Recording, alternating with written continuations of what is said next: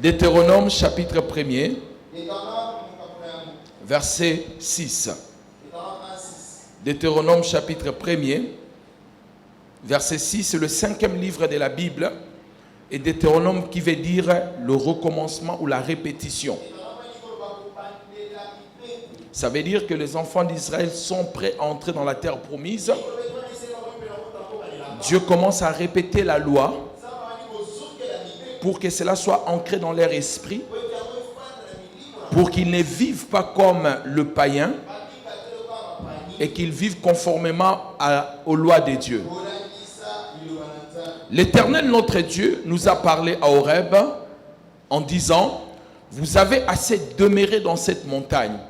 Tournez-vous et partez, allez à la montagne des Amoréens et dans tous les voisinages, dans la plaine, sur la montagne, dans la vallée, dans le midi, sur la côte de la mer, au pays des Cananéens, au Liban, jusqu'au grand fleuve et au fleuve d'Euphrate. Amen. Reprenez vos places dans la présence du Seigneur. Seigneur, je rends gloire à ton nom. Bénis cette portion de l'Écriture. À partir de cela, nous introduisons ces messages et bénis chaque personne ici présente. Que cette parole soit une réponse pour sa vie. Au nom puissant du Seigneur Jésus-Christ, j'ai ainsi prié. Amen. Que Dieu nous bénisse, on acclame le Seigneur. Merci, acclamez Dieu. Vous ne m'acclamez pas, vous acclamez votre Dieu. Amen, amen, amen. Je suis très heureux. Je suis aussi content de voir mon fils Julien qui vient de Nairobi. Que Dieu te bénisse abondamment. Amen, amen. Dans l'espérance que tu viens vraiment de Nairobi. Peut-être tu viens de quelque part. Que Dieu te bénisse. C'est le petit frère de maman Liliane. Et c'est mon fils. Que Dieu te bénisse abondamment. Alors aujourd'hui, j'avais déclaré, nous allons partager sur les 7 choses pour vivre une décennie meilleure.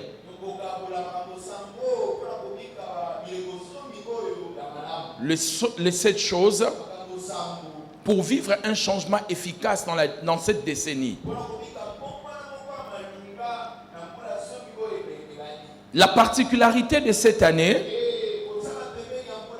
c'est qu'elle commence et elle ouvre une décennie. Ce n'est pas juste une année que Dieu nous donne, mais c'est une décennie que le Seigneur est en train de nous donner. Donc durant ces 10 ans, beaucoup de choses peuvent se passer dans notre vie. Et beaucoup de changements vont se faire dans le monde. Je vous assure, vraiment, beaucoup de bonnes choses vont arriver. Et beaucoup de mauvaises choses vont toucher les nations. En d'autres mots, il y aura un grand changement. Mais qu'est-ce que nous devons faire tant que chrétiens durant ces 10 ans que Dieu met devant nous? Qu'est-ce que tu peux faire pour que ta vie compte?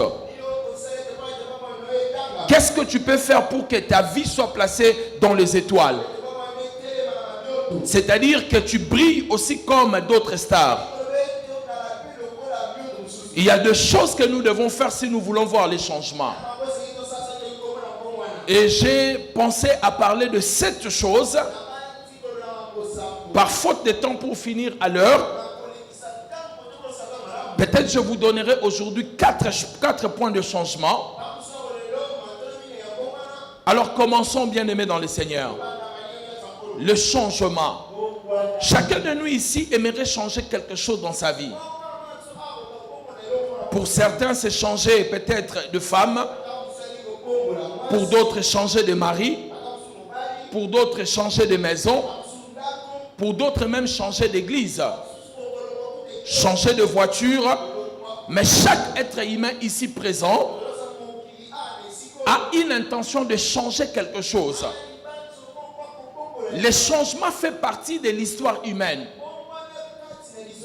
Le changement est une partie intégrante de la vie humaine. On ne peut pas vivre sans pour autant passer par des changements. Il y aura toujours des étapes de changement. Même si vous ne voulez pas changer, la vie elle-même vous changera. Les circonstances de la vie peuvent vous changer. Changez vos attitudes envers les autres. Même l'âge lui-même peut vous changer. Ça veut dire que quand tu avais 4 ans, 5 ans, tu te lavais nu. À 15 ans, tu ne peux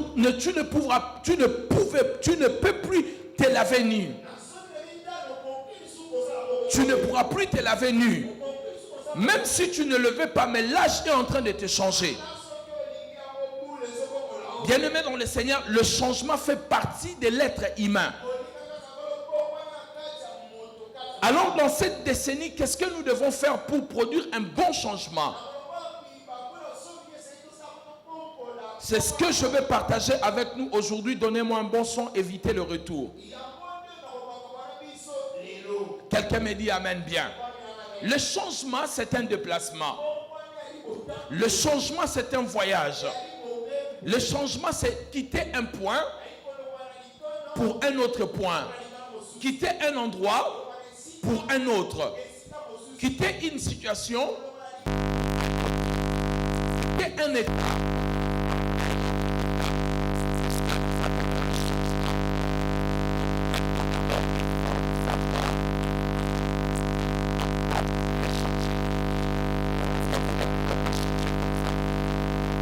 Vous voulez changer dans votre vie.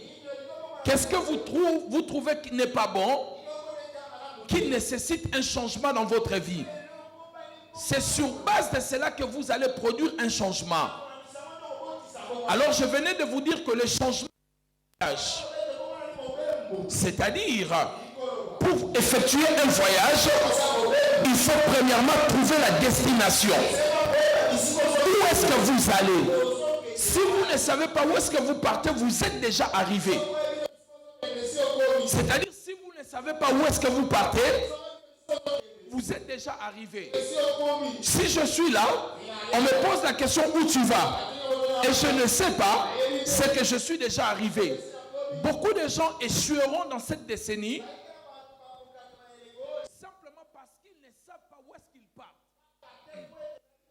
Le but est très important que le voyage lui-même. Lorsqu'on ne sait pas pourquoi nous voyageons, ce voyage ne produira rien du tout. Ce voyage ne produira rien de bon. Le but est très important. L'objectif nous contrôle. Le but nous contrôle. Le but contrôle notre énergie. Le but contrôle nos dépenses. Le but contrôle tout ce que nous faisons.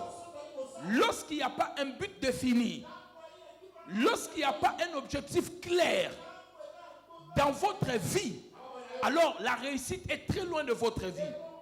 On ne réussit pas parce qu'on a beaucoup d'argent. Je vis des gens en Europe gagner des millions d'euros en euros, millions et au loto. Après 3 ans, ces gens sont devenus des pauvres parce qu'ils sont arrivés des riches accidentels. Ils sont devenus plutôt des riches accidentels. Ils n'avaient aucun objectif. Quand l'argent est tombé, ils se sont lancés dans des dépenses inutiles. Mais bien aimés dans le Seigneur, le but définit votre vie. La première des choses que vous devez faire dans cette décennie, c'est de définir dans ces 10 ans ce que tu veux faire de ta vie. Qu'est-ce que je veux faire dans ces 10 ans? Qu'est-ce que je vais devenir dans ces prochaines années? Quels sont les plans que je vais établir pour mes 10 ans? Et lorsque tu vas établir des buts clairs, mais bien aimé dans le Seigneur, tu as déjà 60% de la réussite. 60% de la réussite ne dépend pas des efforts, ne dépend pas de l'argent, mais dépend de ce que vous voulez faire. Connaître le but et l'objectif. Les 40%, c'est les ressources humaines, les ressources matérielles, les ressources financières. Mais si on te donnait toutes les ressources et que tu ne sais pas ce que tu veux faire de ta vie, même ces ressources-là vont se perdre. Est-ce que je suis en train de parler à l'église? Réveillez-vous, église. Quelqu'un me dit amen bien. Nous laissons un peu le combat spirituel. Réveillez-vous, amen. Quelqu'un me dit amen bien. Il est important dans la vie d'une personne d'avoir des buts précis. Une étude a été faite sur 7,5 milliards de personnes qui sont sur la terre. Il n'y a que 3% de personnes qui ont un objectif précis. C'est pareil comme dans cette église. Sur plus ou moins 200 personnes qui sont ici, donc nous pouvons dire qu'il n'y a que 60 personnes qui savent ce qu'elles veulent de leur vie.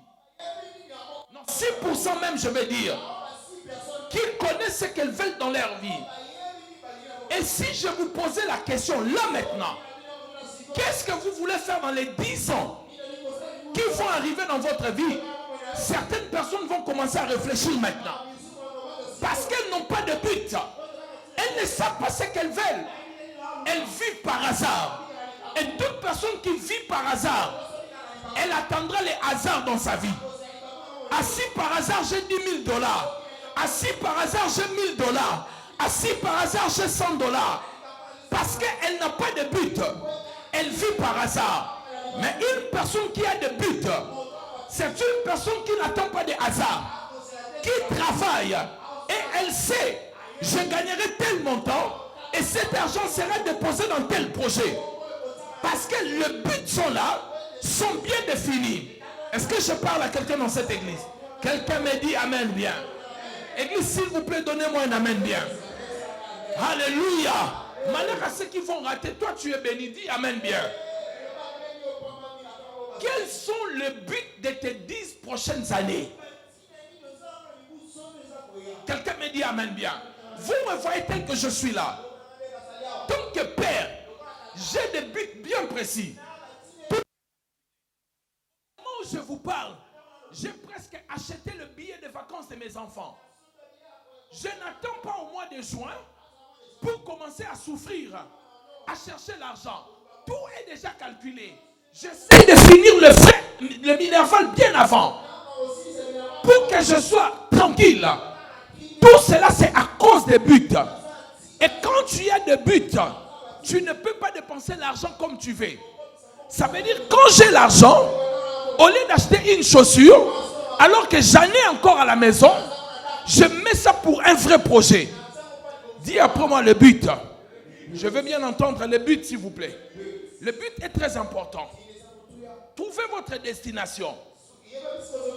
Où est-ce que vous voulez aller? Ce que vous voulez devenir. Si vous connaissez ces choses-là, vous êtes sur le chemin de la réussite. Le chemin de la réussite égale qu'est-ce que je vais devenir et qu'est-ce que je vais avoir.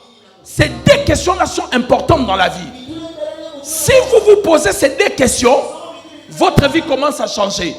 Qu'est-ce que je vais devenir et qu'est-ce que je vais avoir? Quelqu'un me dit amen bien. Est-ce que vous êtes prêts maintenant pour que je vous montre cela? Si vous êtes prêts, donnez-moi un amen s'il vous plaît. Un amen plus fort que ça. Un amen plus fort que ça. Je veux l'entendre bien, un amen plus fort que ça. Alléluia. Quelqu'un me dit un amen bien. Le premier point, puisque nous avons dit que le changement est un voyage, donc il faut bouger, il faut partir, il faut commencer.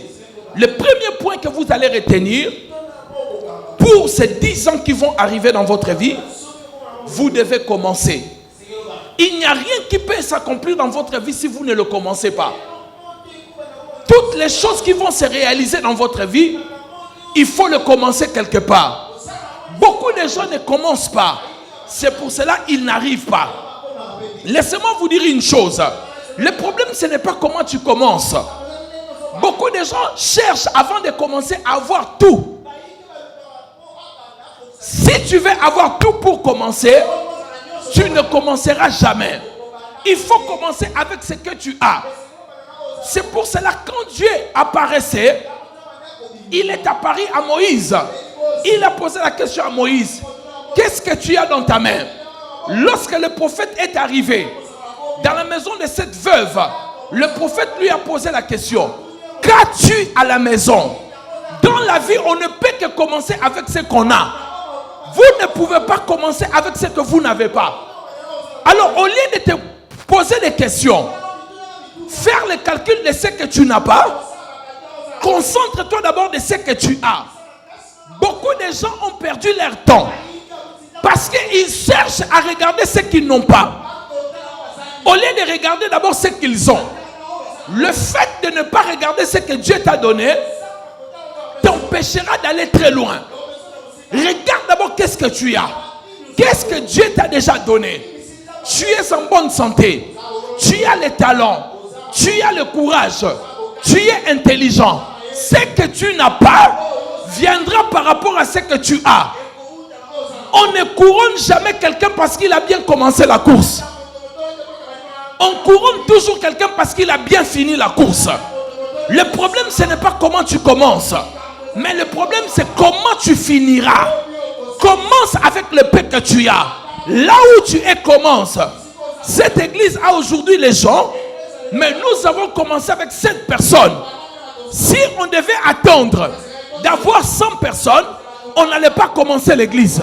On a commencé avec 7 personnes et aujourd'hui nous sommes étendus. Et notre influence est en train de s'établir dans la ville parce que nous avons commencé. Voilà pourquoi la Bible dit: ne néglige pas le faible commencement. Le commencement est toujours faible. Alors ne dis pas parce que c'est faible, je ne vais pas commencer. Rien n'est défini. Puisque c'est faible, ça continuera à être faible. Tout ce qui est petit a le pouvoir de devenir grand. Et je vais encourager quelqu'un ici, avec le peu que tu as, de te lancer, de commencer, parce que tu ne sais pas ce que le petit peut produire. Est-ce que je parle à quelqu'un? Qu'on me fasse sortir un enfant rapidement à l'école le dimanche. Quelqu'un me dit amen bien. Un amen plus fort que ça. Rapidement, ne soyez pas distrait. Quelqu'un me dit amen bien. Un amen plus fort que ça. Voilà notre sœur qui est là. Regardez cette sœur. Vous voyez cette sœur? Qui voit une maman ici? Personne ne voit une maman. On voit une petite fille. Mais la maman se cache en elle. Les enfants se cachent en elle. Mais quand vous la regardez maintenant, vous voyez une petite fille. Elle-même, elle est dépassée. Elle dit, elle est où la maman? Quand vous la regardez, vous ne voyez pas la maman. Mais vous voyez une petite fille. Mais cette fille a le potentiel de devenir une maman. Il faut la laisser le temps. Elle va émerger. Elle va grandir. Elle deviendra une maman. Tout ce qui est petit entre vos mains peut devenir aussi grand. Il suffit seulement de travailler. Dans chaque graine, il y a un arbre, il y a une forêt. Dans chaque petite fille, il y a une maman. Dans chaque petit garçon, il y a un papa. Dans ta petite vie là, il y a aussi une grande vie. Commence seulement petit et tu verras ce que Dieu peut faire avec toi. Si je te parle, acclame le Seigneur. Acclame bien le Seigneur. Tous les hommes grands ont commencé quelque part. Tous ceux qui sont riches aujourd'hui ont commencé quelque part. Pourquoi tu as peur de commencer? Bien-aimé, si tu ne commences pas, cette décennie va te passer comme ça. Il faut commencer. Lance-toi. Installe ton bureau. Alléluia. Qui a un téléphone iPhone? Les 2 iPhones en train de faire le travail. Qui a un iPhone ici? Balance ta main si tu as un iPhone. iPhone aujourd'hui c'est dans le 800 et quelques euros. Mais vous savez où est-ce que la société a commencé?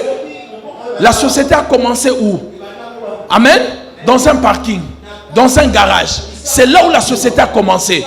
Imaginez maintenant si Steve Jobs, avec ses amis, disait qu'on ne va pas commencer parce que nous avons seulement un bureau dans un garage. Aujourd'hui, on n'allait pas avoir cette technologie. Bien aimé dans le Seigneur, le problème ce n'est pas là où tu commences. Quelqu'un me dit amen bien. L'église primitive a commencé dans une chambre haute. Mais aujourd'hui, l'église s'est étendue dans le monde. Alléluia. Yahoo a commencé dans une chambre d'étudiants. Le problème, ce n'est pas là où tu commences. Le problème, c'est que tu as une vision de là où tu vas. Quelqu'un me dit amen bien. C'est pour cela, les sœurs qui ont refusé d'épouser les hommes qui n'avaient pas l'argent. Oh my God. On n'épouse pas un homme parce qu'il manque l'argent. On épouse un homme parce qu'il a la vision. Il sait là où il va avec sa vie. Tu peux épouser un homme qui a l'argent, mais qui ne sait pas là où il va. Et il te conduira nulle part. Est-ce que je parle à une sœur dans cette église? Quelqu'un me dit amen bien. Un amen plus fort que ça. Dis à ton voisin, tu sais où tu vas avec ta vie? Alléluia. Pose-lui la question. Il faut commencer bien aimé dans le Seigneur. Et pour commencer, il faut éviter la procrastination. Troisième point, la procrastination. J'ai déjà parlé de la procrastination ici. Je vais survoler. Qu'est-ce que c'est la procrastination? La procrastination, c'est un mot qui veut dire renvoyer au lendemain ce que tu peux faire aujourd'hui. Beaucoup de gens ne réussiront pas parce qu'ils ramènent tout au lendemain. Au lieu de commencer, je le ferai demain. Il n'y a rien de ce que je déteste dans ma vie. Lorsque je sors chez moi, dans le but de faire des choses, de rentrer sans le finir, j'aime pas ramener les choses au lendemain. Si je veux faire des choses, je dois les faire aujourd'hui. Parce que le lendemain n'est pas à moi. Le lendemain ne m'appartient pas. Moi, je dois travailler pour aujourd'hui. Ce que tu peux faire aujourd'hui, il faut le faire. Éviter la procrastination. Éviter le lendemain. Tu vois une sœur qui est belle à l'église. Au lieu de lui dire que tu l'aimes, de réclamer, de déclarer ta flamme, tu ramènes toujours au lendemain. Tu ramènes au lendemain. Et le jour où tu viens déclarer, la sœur te dit, c'est là même. On vient de me demander au mariage. Et tu commences à pleurer. Ce que tu peux faire, bien-aimé, ne le ramène pas au lendemain. Il faut le faire maintenant. C'est très important. Beaucoup de gens, ou notre cimetière est rempli de gens qui pouvaient être de grands leaders, de grands artistes, de grands champions, mais qui ont ramené les choses au lendemain. Au lieu d'écrire sa chanson, un jour j'étais en train de regarder une émission, les émissions du monde. Je regardais ça sur internet. Alors j'ai vu quelqu'un est en train de dire, il a cité un musicien qui est mort. Il a dit vraiment un grand musicien. Il est mort comme ça sans faire les clips de telles chansons. Et c'était l'une de ses meilleures chansons. Et moi je me suis rappelé d'une de mes prédications. Effectivement, beaucoup de trésors sont allés au cimetière. Parce que les gens disaient je le ferai. Et ils sont morts sans le faire. Je prie que tu ne meurs pas sans faire ce que Dieu t'a envoyé de faire sur la terre. Imaginez bien aimé dans le Seigneur. Si Marconi avait ramené les choses au lendemain, on n'allait pas avoir la communication sans fil. Imaginez aujourd'hui, si Mozart, Beethoven, s'ils n'avaient pas fait ce qu'ils devaient faire pour la musique, on n'allait pas avoir le son qu'on a aujourd'hui. Mais bien aimé dans le Seigneur, ce que tu peux faire aujourd'hui, il faut le faire aujourd'hui. Éviter la procrastination. Beaucoup de gens n'arriveront nulle part simplement à cause de la procrastination. La procrastination, c'est le fait d'avoir tous les moyens, mais tu veux ramener les choses au lendemain. Bien aimé dans le Seigneur, pour libérer ton plein potentiel, il faut commencer maintenant. La vie est faite des opportunités et des occasions. Si tu ne veux pas les saisir immédiatement, tu passeras à côté de toutes les opportunités. Parce que tu veux ramener les choses au lendemain. Quelqu'un me dit amen bien. Un jour, Bill Gates était à la télé. Une journaliste était en train de l'interviewer. Et la journaliste pose la question à Bill Gates. Comment as-tu fait pour devenir milliardaire? Et quel conseil tu peux donner aux gens pour qu'ils deviennent milliardaires? Bill Gates fait sortir son chéquier. Il signe un chéquier. Et puis, il donne à cette journaliste. La journaliste refuse. La journaliste dit non, je ne peux pas prendre. Non, c'est pas normal, mon travail ne me permet pas de le prendre. Bill Gates insiste. La femme a dit je ne peux pas prendre. Quelqu'un me dit amen bien. Alléluia. Et Bill Gates vient de lui dire. Elle montre le chèque à cette femme. Elle dit tu étais millionnaire, multimillionnaire maintenant. Je t'ai donné l'occasion de devenir multimillionnaire. Et tu as refusé de saisir l'opportunité. Si je suis devenu multimilliardaire, c'est parce que j'ai saisi toutes les opportunités que toi tu as refusé de saisir. Il y a certaines choses dans ta vie ne reviendront pas deux fois. Certaines choses de ta vie, ça passera une fois et pour toujours. Si tu ne la saisis pas, ou tu ne les saisis pas, c'est fini. Et ça va tourner sur une autre personne. Mais bien aimé dans le Seigneur, regardez bien dans votre vie.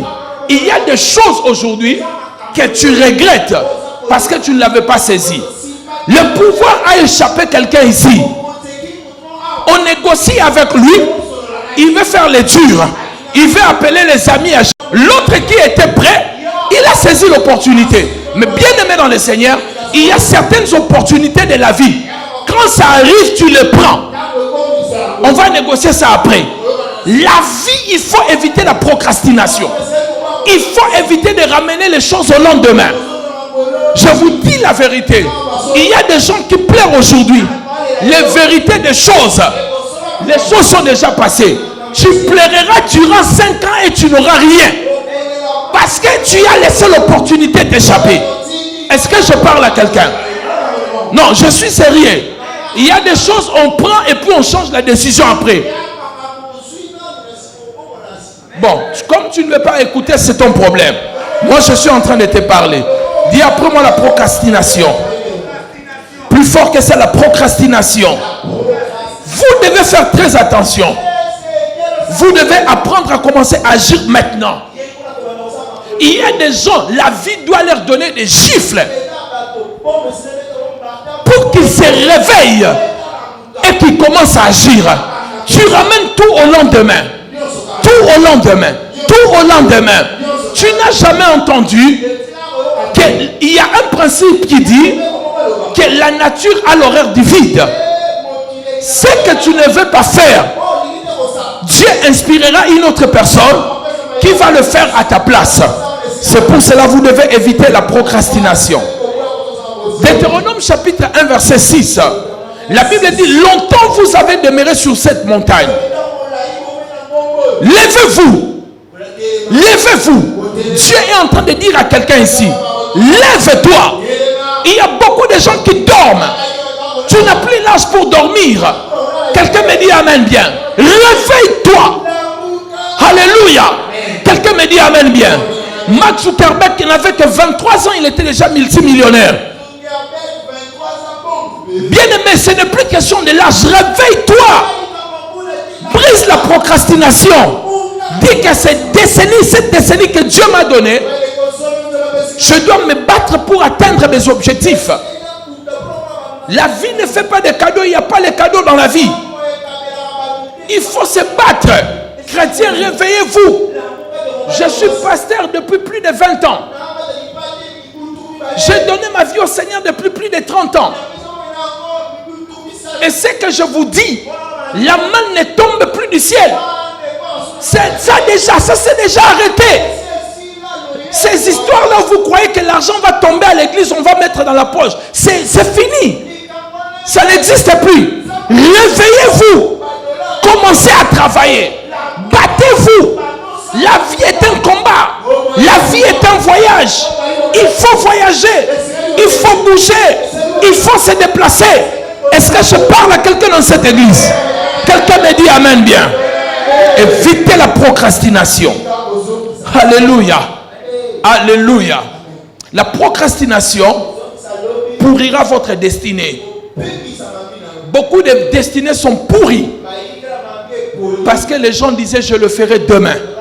Au lieu de faire maintenant, je le ferai demain. Je vais commencer demain. Et il est tombé malade, il est mort, il n'a rien fait. Qui a regardé le film À la recherche du bonheur de Will Smith avec son fils? Et le fils de Will Smith dit à son papa, dans leur galère, son père est en train de penser à autre chose. Papa, je peux te raconter une histoire. Son père dit oui. Il a dit, il y avait un homme qui était en train de se noyer dans la mer. Et pendant qu'il s'est noyé, il a prié que Dieu le sauve. Il y avait des gens qui passaient par là, qui lui ont posé la question, est-ce qu'on peut t'aider? Il a dit, non, ça va, j'ai prié, Dieu va m'aider. Il y avait un groupe de personnes qui passaient par le bateau. Ils ont dit, on peut te dépanner pour te faire sortir dans l'eau. Il a dit, non, non, non, j'ai demandé à Dieu. Dieu va m'exaucer. Et puis le gars finit par mourir. Et lorsqu'il arrive au ciel, d'après l'histoire de cet enfant, il dit à Dieu, pourquoi m'as-tu laissé alors j'avais foi en toi? Le Seigneur lui a dit, idiot, tu es bête. Je t'ai envoyé des gens 2 fois pour te sauver. Tu n'as pas voulu les écouter. Vous croyez que Dieu va descendre pour faire des choses à votre vie, à votre place? Non, Dieu ne descend pas. Je vais en parler le 4e point. Dieu utilise seulement les hommes. Est-ce que je parle à quelqu'un? Réveillez-vous. Quelqu'un me dit amen bien. Beaucoup de gens procrastinent. Pourquoi? Pour plusieurs causes. Premièrement, la peur d'échec. La peur de commencer bloque beaucoup de gens à ramener les choses au lendemain. Mais qu'est-ce qui te dit que tu ne réussiras pas? Alléluia. La même voix qui te dit que tu ne réussiras pas, tu peux aussi entendre une voix qui peut te dire que tu réussiras. La réussite et l'échec n'est pas défini avant de commencer. Sont définis seulement lorsque tu commences. Alors comment tu as déjà déterminé l'échec, tu n'as pas commencé? Deuxièmement, pourquoi les gens procrastinent? Manque de priorité. Troisièmement, pourquoi les gens procrastinent? Échec et déception du passé. Ceux qui ont échoué hier ont peur de commencer aujourd'hui. J'aimerais vous dire que le succès n'est qu'un échec réparé. La réussite n'est qu'un échec réparé. Ceux qui échouent hier tirent des leçons. Un jour, quelqu'un m'a posé la question. Il m'a dit, dis-moi un peu, quelle est la plus grosse erreur que tu as fait dans la vie et dans le ministère? Je lui ai dit, je n'ai jamais commis d'erreur. Il m'a dit, pasteur, tu es Dieu. J'ai dit, non, je suis un être humain. Mais je n'ai jamais commis d'erreur. Il m'a dit, comment c'est? Il n'y a que Dieu qui peut le faire. Je lui ai dit, je n'ai jamais commis d'erreur. Mais j'ai toujours tiré des leçons. Quelqu'un me dit amen bien. Je ne commets pas des erreurs. Une erreur reste une erreur quand tu ne tires pas des leçons. Mais quand tu tires une leçon, ce n'est plus une erreur. Et moi, dans toutes mes erreurs, je tire des leçons. Je ne fais pas les erreurs 2-3 fois. Lorsque je fais une erreur la première fois, j'apprends. Et je ne réponds plus la même chose. Quelqu'un me dit amen bien. Alléluia. Les échecs du passé ne peuvent pas te bloquer. Apprends dans les échecs du passé. Et commence des choses nouvelles. Quelqu'un me dit amen bien. Et beaucoup de gens procrastinent à cause de la perfection. Tout doit être en place. Avant de remplir, avant de commencer les choses. Je dois d'abord avoir tout. Je dois d'abord avoir cela. Commencer. La Bible dit Dieu fixe les nouveaux un jour. C'est aujourd'hui. Hébreux chapitre 4, verset 7. Proverbe chapitre 27, verset 1. La Bible déclare, ne te vante pas du lendemain. Car tu ne sais pas ce qu'un jour peut enfanter. Un jour peut enfanter beaucoup de grandes choses. Alors ne te dis pas demain. Commence maintenant. Quelqu'un me dit amen bien. Un amen plus fort que ça. Bien-aimé, ne perdez pas la passion de commencer. Ça va vous pousser dans la procrastination. Sans la passion, l'action ne naîtra jamais. Et il faut commencer avec passion. Sans commencer, on ne peut pas finir. Sans partir, on ne peut pas arriver. Quatrièmement, puisque nous avons dit que le changement est un voyage, il y a un principe qui dit, celui qui veut voyager vite, il va seul. Mais celui qui veut aller très loin, il se fait accompagner. Vous ne pouvez pas réussir cette décennie sans avoir des relations. Sans relation, vous ne pouvez rien bâtir dans votre vie. La vie est faite avec des relations. Toutes les relations n'ont pas la même valeur. Est-ce que vous m'écoutez très bien? Ouvrez grandement vos oreilles, écoutez-moi. Toutes les relations dans la vie n'ont pas la même valeur. Apprenez à valoriser des relations qui ont une grande importance dans votre vie. S'il y a une chose que je ne perds jamais dans ma vie, ce sont des relations. Je ne perds jamais une relation. Je sais soigner une relation. Ce que je peux avoir dans 10 ans, une relation peut me donner dans un seul jour. Il y a beaucoup de choses, bien aimées, que tu cherches dans ta vie. C'est simplement parce que tu n'as pas de bonnes relations. Si tu as de bonnes relations, il y a des choses qui peuvent se régler par un claque du doigt comme ça. Quelqu'un me dit amen bien. En claquant le doigt, si tu as des relations, tu peux résoudre beaucoup de choses. Je vous dis la vérité. Est-ce que je parle à quelqu'un? Est-ce que je suis en train de parler à quelqu'un? Les relations sont très importantes.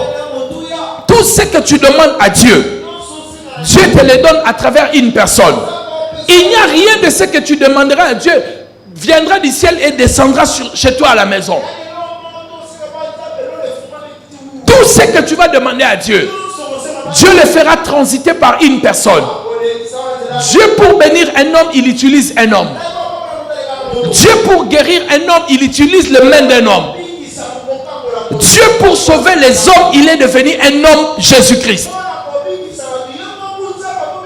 Bien-aimé dans le Seigneur, même Dieu lui-même a besoin des hommes. Est-ce que vous le savez? C'est une utopie de dire que tu n'as besoin de personne. Dans cette église, je n'ai besoin de personne. C'est une grosse erreur. Imaginez si j'ai besoin de personne ici. Qui va modérer? Qui va chanter? Qui va balayer l'église? Qui va allumer des lumières? Non, les anges ne vont pas descendre pour le faire. Quelqu'un me dit amen bien. Est-ce que je parle à quelqu'un? Dieu dit dans Ésaïe 6, qui enverrai-je? Dieu est en train de chercher un homme. Et toi, un homme, tu dis que tu n'as besoin de personne. C'est une grosse erreur de dire que tu n'as besoin de personne. Vous ne pouvez pas réussir seul. Vous avez besoin de gens. Les cavaliers solitaires n'existent pas dans le royaume de Dieu. Il faut se faire accompagner. Il faut que les autres t'assistent pour que tu arrives là où tu veux arriver. Laissez-moi le dire autrement. Ce que vous cherchez se trouve entre les mains d'une autre personne. Mais si tu n'es pas bien avec les gens, tu n'auras pas ce que tu es en train de chercher. Ce que tu cherches ne se trouve pas au ciel. Ça se trouve déjà sur la terre. Si tu n'es pas bien avec les gens, cela n'arrivera pas. Vous savez, si les gens parlent du mal de toi, beaucoup de gens parlent du mal de toi, tu mourras très tôt. C'est pour cela qu'il faut être bien avec les gens. Alléluia. Même quand tu embrasses les gens, embrasse-les avec la joie. Saluez les gens avec l'allégresse. Vous avez besoin de gens pour arriver là où vous avez besoin d'arriver. Le changement a besoin des hommes. Sans les hommes, nous ne pouvons pas arriver quelque part. Est-ce que je parle à quelqu'un? Est-ce que je suis en train de parler à quelqu'un? Beaucoup de gens ne réussissent pas simplement parce qu'ils sont mal entourés. Si vous êtes mal entouré, vous ne pouvez pas réussir dans la vie. Il faut se faire entourer. Et bien se faire entourer. Il faut être avec de bonnes personnes. Lorsque vous êtes avec de bonnes personnes, dans de bons endroits, au bon moment, votre vie va changer. Beaucoup de gens, leur vie ont changé parce qu'ils étaient entourés de bonnes personnes. Et ils ont entendu de bonnes choses. Et les choses ont changé dans leur vie. Est-ce que ta vie est entourée avec de bonnes personnes? Sinon, alors bien aimé, il faut commencer à chercher de bonnes personnes. La première personne à chercher, à avoir dans ta vie, c'est le Seigneur Jésus. Avoir le Saint-Esprit en toi pour qu'il dirige ta vie et qu'il te conduise dans les changements. Les personnes, les hommes sont des richesses. Ceux qui détruisent des relations à cause d'argent, ce sont des gens idiots que tu n'as jamais rencontrés. Les hommes sont une grande richesse. Dans Genèse chapitre 14, verset 21, le roi de Sodome a dit à Abraham, donne-moi des hommes, moi je te donnerai les richesses. Abraham a refusé parce qu'Abraham connaissait la valeur des hommes. Il savait que les hommes sont plus importants que la richesse. Ne perdez pas les hommes à cause d'argent. Ne perdez pas les hommes à cause des richesses. Que l'argent et la richesse ne te montent pas la tête. Au point de ne plus respecter ta mère et ton père. Au point où tu ne considères plus les gens. Un jour, l'argent peut se perdre. Mais les hommes seront toujours là pour toi. Est-ce que je parle à quelqu'un dans cette église? Tu as besoin des hommes. Tu as besoin des gens autour de toi. Parce que les hommes sont importants. Dans Jean chapitre 5, un homme est resté malade durant 38 ans. Pourquoi il est resté 38 ans malade? Lorsque Jésus arrive, il lui pose la question. L'homme dit à Jésus, je n'ai personne pour me jeter dans l'eau. S'il avait quelqu'un, il allait déjà être dans l'eau depuis longtemps. Parce que le principe était, celui qu'on jette dans l'eau, lorsque la piscine est agitée, celui-là sera guéri. Mais comme lui, il était boité, malade, depuis 38 ans, lorsqu'il allait pour se jeter dans l'eau, une autre personne était déjà dans l'eau. Il n'était pas guéri. Et son problème, c'était parce qu'il n'était pas courageux, mais il manquait personne. Il n'avait pas quelqu'un plutôt pour le jeter dans l'eau. C'est comme toi. Cette situation pouvait se régler depuis longtemps. Mais tu es tellement impoli, les gens ne veulent pas t'aider. Tu es tellement orgueilleux, les gens disent si nous l'aidons, demain il va se tourner contre nous. Change ton caractère. Ce que tu cherches se trouve entre les mains des gens. Si tu es bien avec les gens, les choses changeront dans ta vie. Mais je suis toujours préoccupé, pasteur. Cet homme dit qu'il n'a personne pour le jeter dans l'eau. Mais je me pose des questions. Il n'habitait pas la piscine de Bethesda. Comment il a fait pour arriver là? Ça veut dire que quelqu'un l'a porté jusque là. Mais la personne qui l'a porté jusque là connaissait le principe. Pour être guéri, il faut qu'on te jette dans l'eau. Donc la personne devait rester là pour le jeter dans l'eau. Il s'est disputé avec la personne qui l'avait porté là. Et cette personne est partie. Il a dit, comme tu as commencé, je ne veux plus t'aider. Il y a des gens qui sont conflictuels. Tu ne peux pas vivre avec elle. Il n'est pas bien avec tout le monde. Vous connaissez le principe. Si Bob a le problème avec tout le monde, c'est Bob qui est le problème. Si tu as des problèmes avec tout le monde, c'est toi le problème. Est-ce que je parle à quelqu'un? Tu te disputes avec Marie-Jeanne. Tu te disputes avec Alina Rabaswani Saïté. Tu t'es disputé avec Antoine. Tu t'es disputé avec Jézabel. C'est toi le problème. Si Bob a le problème avec tout le monde, c'est Bob qui est le problème. Si tu as des problèmes avec tout le monde, c'est toi le problème. Tu as besoin des gens. Les hommes sont une richesse. Ne perdez pas les hommes. Ne perdez pas les relations. Soignez des relations. Entretenez des relations. Offrez des cadeaux à tes relations. Fais du bien aux gens qui t'entourent. Laissez-moi ouvrir une parenthèse que je fermerai rapidement. Dans la vie, les gens se souviendront de vous à cause de deux choses. Soit les malheurs que tu les apportes,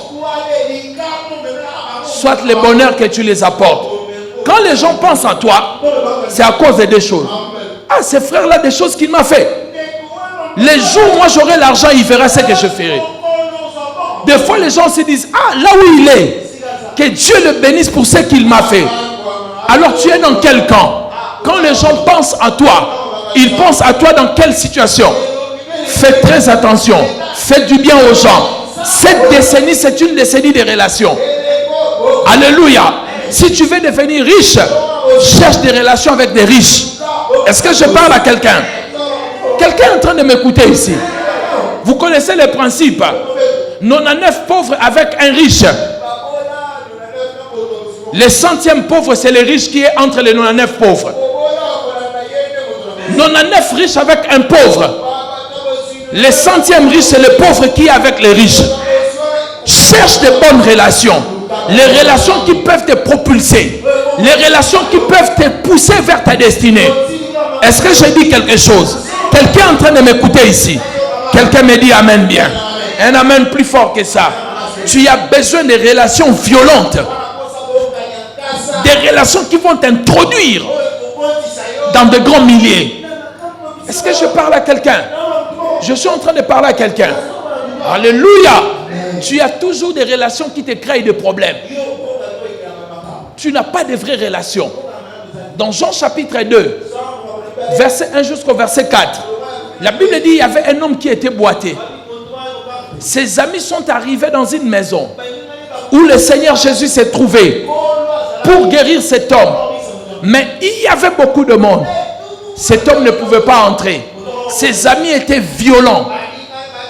Ils ont ouvert le toit d'une maison qui ne les appartenait pas. Ils ont fait entrer cet homme. La Bible dit Jésus, voyant leur foi, il n'a pas vu la foi du paralytique. Il a vu la foi de ces 4 personnes. Et il dit au paralytique, il voit la foi de ces hommes-là et il parle au paralytique, tu es guéri. Quand tu as des amis qui ont la foi pour ta vie trouvera la solution. Le problème, c'est que tu as des amis qui ont que des problèmes.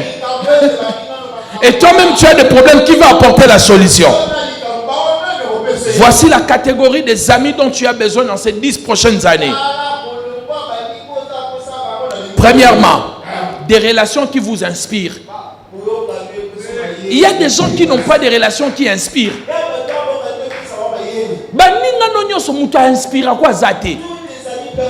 Tu n'as personne qui t'inspire. Alléluia.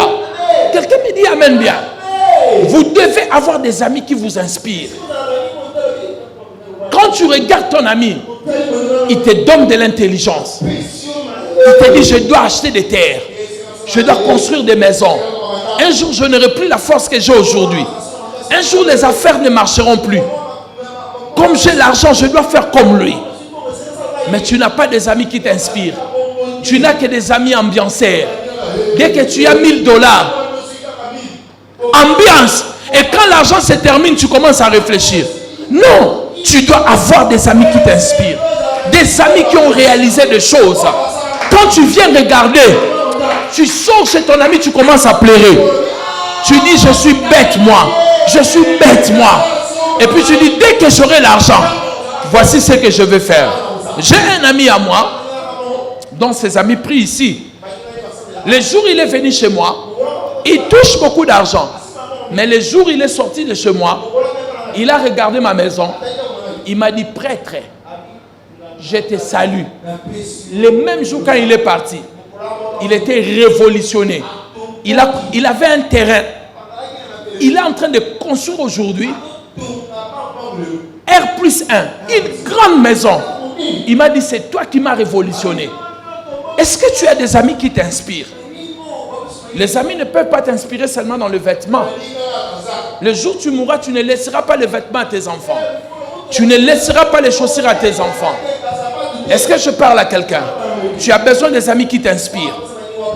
Deuxièmement, tu as besoin des amis qui te valorisent. Évitez toutes les relations qui te rabaissent. Les gens qui te rabaissent, ne les fréquente pas. Ce sont les gens qui vont te pousser à faire la concurrence. Les gens qui vont te pousser à défier. Il faut chercher des gens qui te valorisent. Des gens qui te disent, tu vois toi comme tu es là, tu ne te connais pas. Si tu fais ça, tu seras telle personne. Tu as besoin de gens qui te valorisent. Alléluia. Même tant que parent, vous savez, moi, tant que parent, je ne dis jamais, je ne fais jamais le compliment. aux amis de mes enfants, dans la présence de mes enfants. Est-ce que je l'ai bien dit? Je ne fais pas les compliments aux amis de mes enfants devant mes enfants. Je ne peux pas dire à une amie de Joyce devant Joyce: ah, tu es belle ma fille, hein? Tu sais que tu es mignonne. Ah, tu t'habilles toujours bien. Je vais complexer ma fille. Quelqu'un me dit amen bien. Vous devez valoriser vos siens. Même si ta fille n'est pas belle, dis à ta fille: tu es charmante. Oh, j'aime tes yeux. Les paroles que tu vas dire à tes enfants, ça va les valoriser. Je vous dis la vérité. Toutes les personnes qui se sous-estiment, c'est parce qu'on les a sous-estimés. Quelqu'un me dit amen bien. Valorisez les gens. Cherchez des relations qui vous valorisent durant cette décennie. Des gens qui ajoutent des valeurs. Et cherchez des relations. Des personnes qui ont une autorité sur vous. Dis amen bien. Ça, je vais bien le dire. Quelqu'un me dit amen bien. Cherche des gens qui ont une autorité sur toi. Dans la vie, si tu n'as plus quelqu'un qui crie sur toi, tu es égaré. Si tu n'as plus personne dans la vie qui te fait peur, tu es fini et foutu. Vous voyez tel que nous sommes ici. À l'intérieur de chaque être humain, même moi, il y a un fou, il y a aussi un roi. C'est pour cela que par moments, quand je réagis, je me fâche. C'est la folie qui est en train d'agir. Et Dieu ne veut pas que la folie se manifeste. Il veut que le roi domine le fou. Mais maintenant, écoutez-moi. Quand la folie se manifeste à moi, s'il n'y a pas quelqu'un qui stoppe ma folie, je détruirai tout autour de moi. Il faut avoir des gens, quand ils te regardent, même si tu avais fait sortir tes griffes, dès que tu le vois, tu te calmes. Je suis un passionné de films. Qui a regardé le film de Denzel Washington sur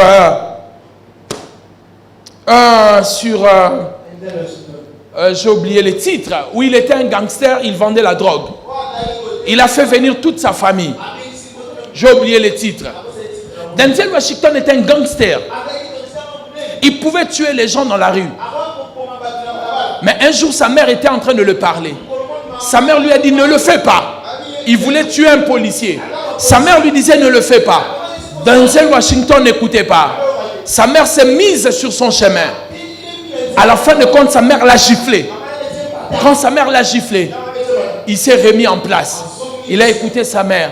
Vous savez, bien aimé dans le Seigneur, quand tu n'as plus personne qui peut crier sur toi, tu es perdu. Dans la vie, il faut que quelqu'un te stoppe. Il faut que quelqu'un te dise pas ça. Si tu as seulement des gens qui t'acclament, tu vas te perdre dans ta vie. Tu dois avoir des gens qui te diront: non, pas ça. Mobutu a voulu écouter des gens qui chantaient Djalelo pour lui. Vous savez où est-ce qu'il est mort? Il est mort au Maroc, loin de tous ces gens-là. Tous ces gens qui chantaient pour lui n'étaient pas dans son deuil. Jusqu'aujourd'hui, son deuil se trouve, son corps est au Maroc. Les gens qui chantaient étaient avec Kabila. D'autres sont avec Tshisekedi d'aujourd'hui. Dans la vie, tu dois avoir des gens qui doivent te dire non.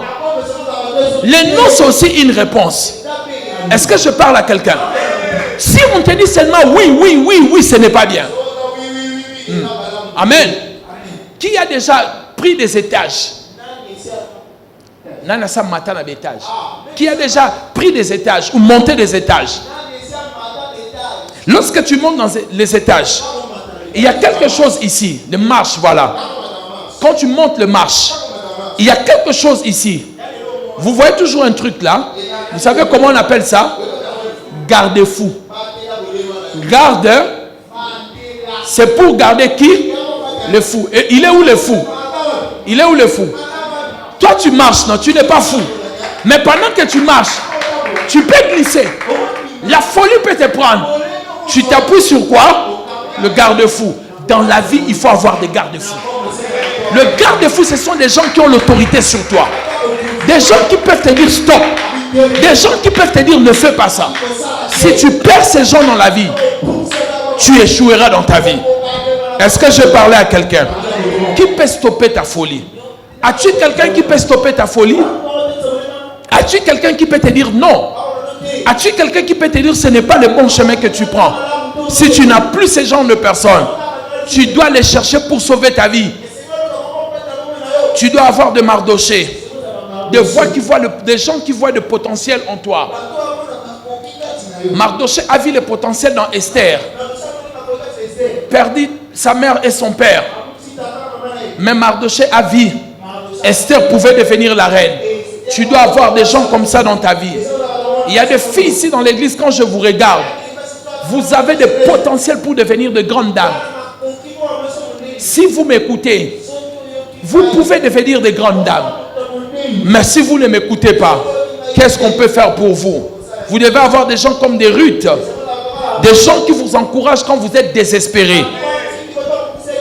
Naomi avait tout perdu, n'avait plus l'espoir dans la vie. Mais Ruth a dit, partout où tu seras, je serai avec toi. Ton Dieu sera mon Dieu.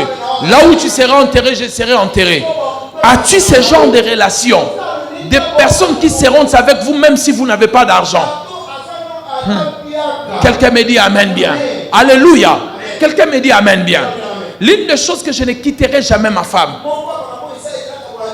Et je ne prendrai pas une femme à la place de ma femme. Ni ici ni ailleurs. Parce que ma femme a souffert avec moi. Il y a des femmes qui nous aiment parce que vous sentez le parfum. Vous sentez le bois mystérieux. Aimez sans la Breitling, sans Rolex, sans Chopard, sans Patek Philippe, sans voiture. Des femmes qui nous ont aimés telles que nous étions. Qui ont payé le prix. Et de telles femmes méritent notre attention. Bien-aimés dans le Seigneur, vous devez chercher de telles relations. Éprouvez des relations. Éprouvez des femmes. Si elles sont venues dans votre vie pour l'argent ou pour l'amour. Éprouvez des gens. Est-ce que je parle à quelqu'un? Ne jouez pas avec les relations. Vous pouvez détruire votre vie à cause d'une relation. Un mauvais choix, c'est l'hypothèque de votre avenir. Choisissez les choses bien. Et les amis, et les amours, choisissez le bien. La seule chose qu'on ne choisit pas bien, c'est la famille. Quelqu'un me dit amen bien. Cherchez aussi des Jétro. Si vous avez un ministère, des gens qui peuvent organiser votre ministère. Cherchez des gens comme Élie. Des gens qui peuvent vous aider à entendre Dieu. Quelqu'un me dit amen bien. Je vous donne un dernier point pour clôturer. Je voulais prendre 2 points, mais je prends un. Et nous allons clôturer par là. Parce qu'il est 11h. Et on doit finir tous les cultes à 11h30. Dernier point. Pour que cette décennie soit une décennie de changement. C'est être prêt à payer les prix. Bien-aimés dans le Seigneur, tout ce que vous payez les prix, ça devient à vous. Amen. Personne ne peut venir ravir cette montre à moi. Amen, amen. Mais le téléphone qui filme, je peux le reprendre. Ce n'est pas à l'église, c'est à moi. Mais si l'église payait le prix, je ne peux pas le vendre. Quelqu'un me dit amen bien. Alléluia. J'ai beaucoup aimé ce tapis qui est devant. Je voulais l'amener chez moi. Mais ça appartient à l'église. Je ne peux plus le prendre. Tout l'argent qui entre à l'église, je ne le prends pas. Ça ne part pas chez moi. Les gens qui comptent l'argent sont là. C'est l'argent de l'église. Ça appartient à l'église. Toutes les dîmes que moi je donne, je ne le reprends pas. Je ne prends même pas 1000 francs de ce que je donne. Même ce que je vais donner tout à l'heure comme dîme. Ça ne vient même pas chez moi à la maison. Ça ne peut pas revenir chez moi. C'est interdit. Parce que c'est pour l'église. Est-ce que je parle à quelqu'un? Mais quand tu payes le prix pour quelque chose, ça t'appartient. Beaucoup de chrétiens veulent des choses, ne sont pas prêts à payer les prix. Payer les prix, ça veut dire quoi? Faire ce qu'il faut faire pour posséder ce qu'il faut avoir. Les gens veulent des choses, mais ne veulent pas payer les prix. Tu ne veux pas payer les prix, tu n'auras rien. Apprenez à payer les prix. Refusez la gratuité dans ta vie. Tout ce qui est gratuit coûtera toujours cher. Alléluia. Allez voir dans nos écoles depuis la gratuité a commencé. Les profs n'enseignent plus bien. Je n'enverrai pas mon enfant dans l'école publique. J'envoie dans une école où les gens sont bien payés. Et ils vont bien s'en occuper. Si la gratuité de l'école doit bien fonctionner, les professeurs doivent être bien payés. Et ils vont bien donner le cours. Est-ce que je parle à quelqu'un? Payez le prix. Apprenez à payer le prix. Alléluia. Vous savez, comme je suis là, il y a quelques années passées, 6 ou 7 ans, 7 ans peut-être, je crois, je n'avais aucun titre académique. Je n'avais aucun titre professionnel. Mais quand j'ai accepté de payer les prix, j'avais près de 40 ans, je suis parti à l'université. Avec ma veste, j'arrivais à l'auditoire. Il y avait des gens qui avaient l'âge de mon fils aîné. 17 ans, qui étaient mes amis, mes condisciples. J'ai même un, jusqu'aujourd'hui, il vient à la maison. Un petit garçon, mais qui est mon ami de l'université. Je voulais un titre académique. Je voulais un titre professionnel. Mais ça n'allait pas tomber du ciel. J'ai payé les prix. Je suis parti à l'université. Je n'ai pas fait comme d'autres personnes. Je partais à l'université tous les jours. Du matin au soir. Je prenais des notes. J'ai travaillé dans les groupes d'études. Je ne suis pas un juriste de blagues. On peut faire un débat. Et j'étais parmi les meilleurs de mon auditoire. J'ai tapé des distinctions. Quelqu'un me dit amen bien. J'étais là assidu. J'écoutais les profs.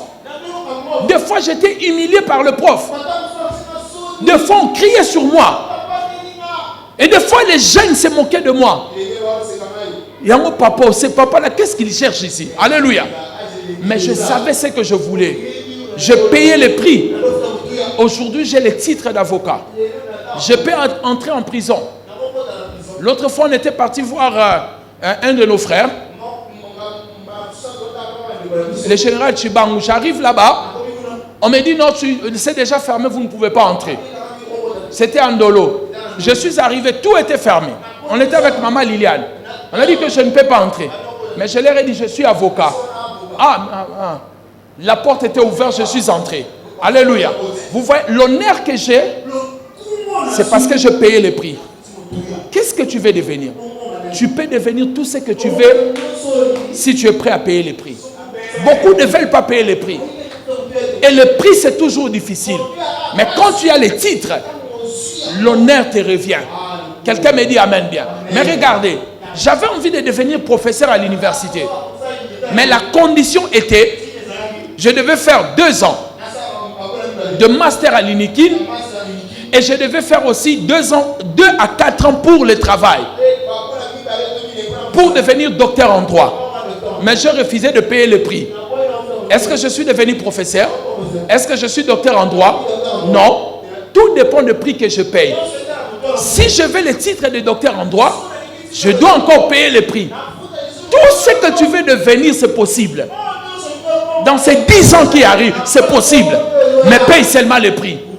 Quelqu'un me dit amen bien. Alléluia. Commence à faire à vendre le pain. Qu'est-ce que tu en as à foutre des regards des gens? C'est le regard là qui va t'apporter la nourriture. C'est le regard là qui va payer les études de tes enfants. Ah Seigneur, enlevez cela. Les regards des gens vont pousser à faire n'importe quoi. Tu ne vis pas pour les gens. Souviens-toi d'où tu viens. Fais ce que tu dois faire pour arriver là où tu dois arriver. Est-ce que je parle à quelqu'un? Alléluia.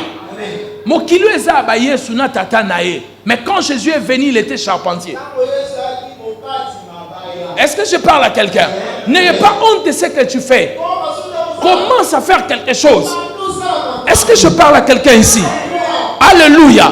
Oh, moi, je ne peux pas faire ça. Hein, tu ne vas pas faire ça, pourquoi? Est-ce que je parle à quelqu'un? Tu dois le faire. Fais-le, la vie est remplie de surprises. Paye le prix. Tu ne sais pas ce que la vie sera faite demain. Avec quoi la vie sera faite demain? Payez le prix. Commence à faire quelque chose. Commence une affaire. Vends le pain. Je vous ai toujours dit, si tu vends le pain, est-ce que vous savez que l'homme le plus riche d'Afrique vend le charbon? Dangote vend le charbon. Alléluia. Bien aimé. C'est en grande quantité. Oui, mais il a commencé quelque part. Commencez quelque part. Payez les prix. Alléluia. Est-ce que je parle à l'église? Voyez, réveillez-vous. Payez les prix. Mais si je dis ici, vous aurez des voitures. Amen. Vous aurez des maisons. Amen. Payez les prix. Alléluia. Il faut payer les prix. La vie, il faut payer les prix. Il faut faire quelque chose. Ne croisez pas les bras.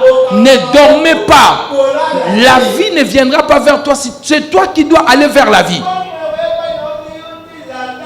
Est-ce que je parlais à quelqu'un ici? Est-ce que je parlais à quelqu'un? Alléluia. Voici ma conclusion. Qu'est-ce que vous avez pour avoir ce que vous voulez? Pose la question à ton voisin. Qu'est-ce que vous avez pour avoir ce que vous voulez? Alléluia. Qu'est-ce que vous avez? Pose encore la question. Qu'est-ce que vous avez? Dis-le encore bien. Qu'est-ce que vous avez pour avoir ce que vous voulez? Toi qui insistes là, qui exige, mon mari doit être un cadre. PDG de Total. Mon mari doit être ministre. C'est bien, mais qu'est-ce que toi tu donnes au retour? Les Français là seulement pour l'accompagner dans des réunions, tu n'en as pas. Qu'est-ce que tu veux? Il y a une sœur qui a fait, papa, c'est dur. Hein? Oui, c'est dur. C'est la parole dure qui change. Moi, je ne peux pas épouser des garçons là qui... Moi, vraiment, il faut des cadres. Hein? Des cadres. Tu as quoi pour prendre un cadre? Amen. Tu t'es arrêté en 2e primaire. Les devoirs des enfants à l'école, quand le mari sera au travail, qui va le faire? Non, arrêtez de blaguer avec la vie. Vous les chrétiens, nous les chrétiens, nous aimons des choses par hasard. Même si quelqu'un est intelligent, toi tu n'es pas intelligent, toi tu auras à sa place. Amen. Même si tu n'es pas qualifié, ceux qui sont... Donc tu penses vraiment que Dieu est injuste. Hein? Ceux qui ont souffert dans les études sont qualifiés. Dieu ne va pas les regarder pour te donner seulement. Arrêtez ces histoires-là. Payez les prix. Reprenez les études. Les 3 ans que tu perds là en train de regarder la télé. Vous savez, vous les Quinois, vous êtes des blagueurs. Regardez les gens qui viennent du village. Alléluia. Il y avait un monsieur là, Tokomi. Vous connaissez? Il fait un monsieur là, Tokomi. Je n'ai rien dit, moi j'ai dit Tokomi. Cet homme est venu du village. Il travaille dans une chaîne ici, en ville. Il n'est même pas journaliste. Il a commencé à poser des questions avec une petite caméra. Tokomi. Vous connaissez. Tokomi. Il pose la question. Les gars, ils sentent qu'il devient populaire. Il dit, mais je peux devenir député? Oh, mais si je devenais député, il monte rapidement à l'UPEN. Il a repris les études. Licence en sciences politiques. Aujourd'hui député. Respecté. On l'appelle honorable. Il y a quelques années, il venait du village. Réveillez-vous les chrétiens. Arrêtez d'attendre les hasards. La vie se prépare. La vie s'organise. Oubliez les hasards. Alléluia. Est-ce que je parle à quelqu'un ici? Réveillez-vous avant que ça devienne trop tard. Est-ce que je parle à quelqu'un? Ce que tu attendais là depuis longtemps, ça n'a jamais arrivé. Et ça n'arrivera pas. Et réveille-toi. Alléluia. Vous pouvez faire, vous pouvez avoir tout ce que vous voulez si vous vous posez ces deux questions. Voici la première question qui change la vie. Qu'est-ce que je vais devenir? Et qu'est-ce que je peux payer comme prix pour devenir ce que je dois devenir? Ça, ce sont des questions fondamentales de la vie. Je vais me marier. Que dois-je faire pour me marier? Je vais devenir riche. Quel est le prix que je dois payer pour devenir riche? Tout ce que tu veux devenir, il y aura toujours un prix que tu vas payer. Est-ce que tu es prêt à payer les prix? Si tu es prêt, tu vas devenir ce que tu veux devenir. Nous acclamons le Seigneur.